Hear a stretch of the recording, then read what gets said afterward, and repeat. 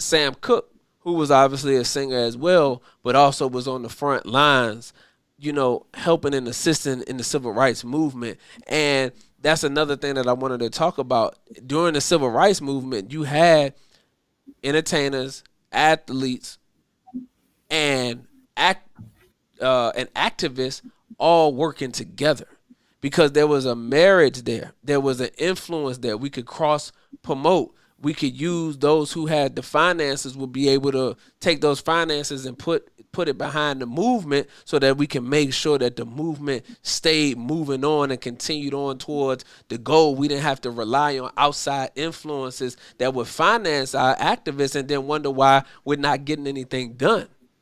See, so that's when you had your Sam Cooks who was supporting Martin Luther King, and you had your Jim Browns that was a part of the, civil rights movement. As I mentioned earlier, Muhammad Ali. So you had, athletes, and Dick Gregory obviously was big in helping in the liberation movement and civil rights and things like that.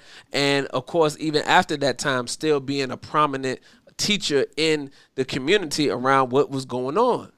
So there's an opportunity for those things to work and a marriage to exist there, but it has to exist in a way that is functional on both ends and things are progressively moving forward. But when you have athletes and entertainers that are being used as tools for the enemy, then that's when we have a problem. And that we ran into that in this last campaign where you had a lot of athletes and entertainers from our community, a lot of entertainers from our community that was really getting political and using their platforms to try to influence change. And ultimately, they did not have their finger on the pulse of the people. And that's a huge thing.